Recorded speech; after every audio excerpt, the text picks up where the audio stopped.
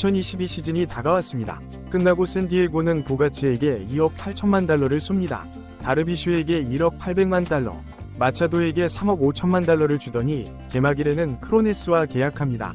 머스그로브에 1억 달러를 준 2022년 8월부터 크로네스에게 8천만 달러를 준 2023년 4월까지 8개월 동안 샌디에고는 슈퍼볼에 당첨이라도 된 것처럼 10억 5천만 달러를 씁니다.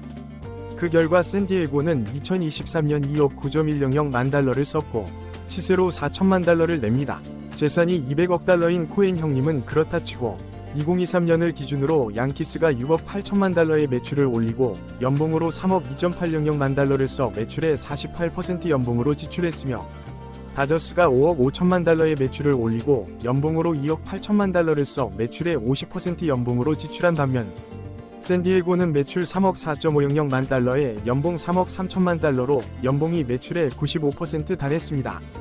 그 결과 2023년 샌디에고는 적자가 2억 9천만 달러인데 1억 1.600만 달러의 적자를 냅니다.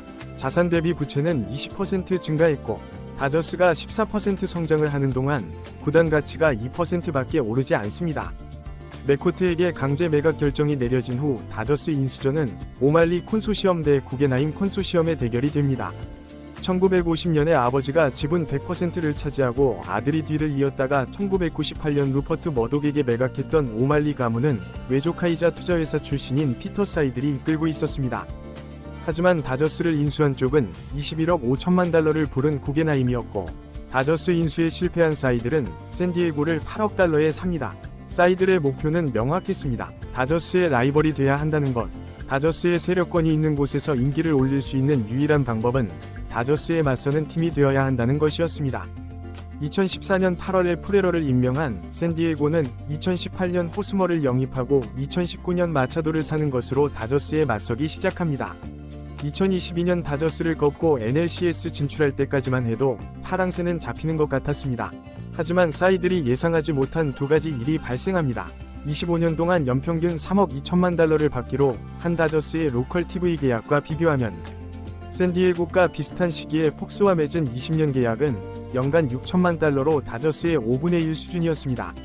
샌디에고는 계약이 종료되는 2031년까지 임기를 이어가 1억 달러 이상으로 높인다는 계획을 세웁니다. 2019년 디즈니는 21세기 폭스를 인수하면서 반독점법 위반을 피하기 위해 폭스의 스포츠 채널을 매각합니다. 이를 인수한 다이아몬드 스포츠 그룹은 발리 스포츠 채널을 만들고 메이저리그, NBA, NHL 42개 팀의 경기를 중계하지만 케이블 TV 가입자의 급감으로 90억 달러의 부채를 안고 파산을 신청합니다. 2023년 사무국은 발리 스포츠의 샌디에고 중계권을 박탈하고 직접 중계를 시작하면서 한 시즌만 원래 중계 권료의 80%를 보장하기로 합니다.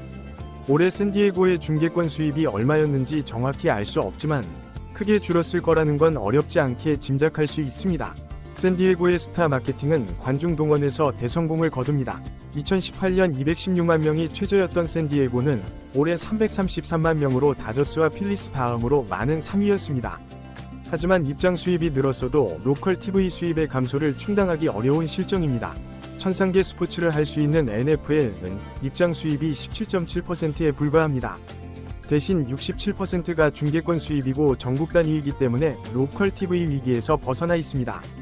하키는 로컬 TV가 12%이고 입장 수입이 44%이기 때문에 하키 역시 케이블 TV 몰락에서 영향을 적게 받고 있습니다. 문제가 되는 종목은 중계권 수입이 49%인 MLB와 54%인 NBA입니다. 그리고 더 심각한 쪽은 MLB입니다. NBA는 로컬이 13.3%이고 전국 중계권이 41%인 반면 MLB는 로컬이 23%이고 전국이 26%로 로컬 비중이 훨씬 큽니다. NBA가 인기 하락에 고민하고 있다면 MLB는 인기는 반등이 일어났지만 로컬 TV 문제를 풀어야 합니다. 샌디에고를 강타한 두 번째 충격은 사이들 본인의 사망이었습니다.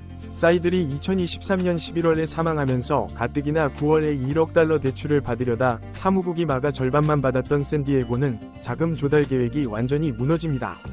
샌디에고는 연봉 총액을 2023년 2억 9.100만 달러에서 2억 3.100만 달러로 떨어뜨리고 올해 큰 성공을 거둡니다.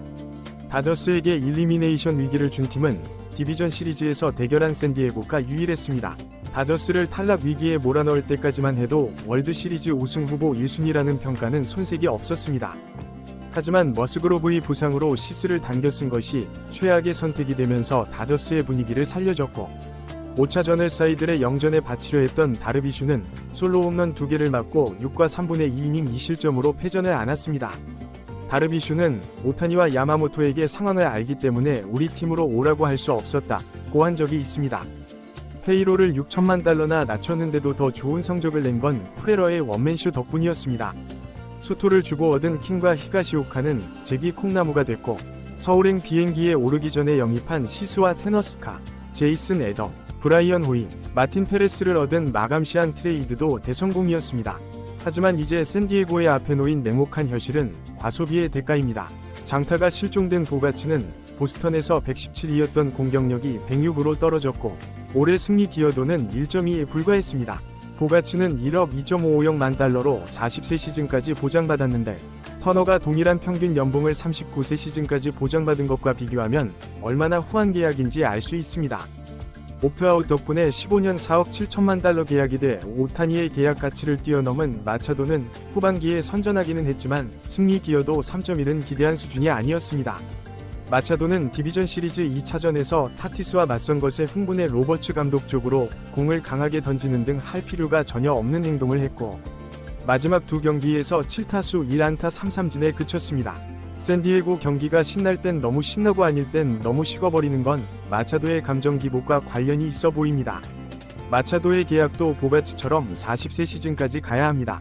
고향팀에 오자마자 로테이션의 갈증을 풀어준 머스그로브는 2년 연속으로 180이닝을 던졌지만 5년 1억 달러 계약을 맺고 나서는 2년 연속 100이닝을 넘기지 못했고 내년을 완전히 거르게 됨으로써 계약 첫 3년간 197이닝에 그치게 됐습니다. 분위기에 휩쓸렸다고 볼 수밖에 없는 크로네스는 계약 후 2년간 올린 승리 기여도가 1.0과 마이너스 1.9에 불과합니다.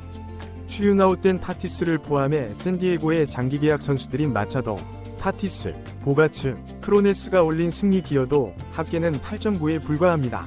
문제는 지금부터입니다. 샌디에고 상황을 가정경제에 비유하면 아버지가 돈을 많이 벌어올 자신이 있다며 옆집 사람들이 쓰는 것처럼 어머니에게 펑펑 쓰게 했는데 갑자기 아버지가 사망했고 빚독촉이 시작됐다고 할 수 있습니다. 올해 사치세부과 1차 기준은 2억 4.100만 달러입니다. 샌디에고는 한 명도 영입하지 않으면 2억 4.400만 달러가 되는데 이를 사치세 아래로 떨어뜨려야 합니다. 즉 샌디에고가 겨울에 쓸 수 있는 돈은 제로에 가깝습니다. 샌디에고는 히가시오카를 잡지 못했고 히가시오카는 2년 1.350만 달러 계약을 맺고 텍사스로 떠났습니다. 도합 300과 3분의 2이닝을 소화하면서 선발진에 중추가된 마이클 킹과 딜런 시스는 내년 시즌 후 FA가 되는 반면 마치와 페랄타에게만 연간 1000만 달러가 들어갑니다. 페이로를 낮출 수 있는 방법은 하이를 트레이드하는 것입니다.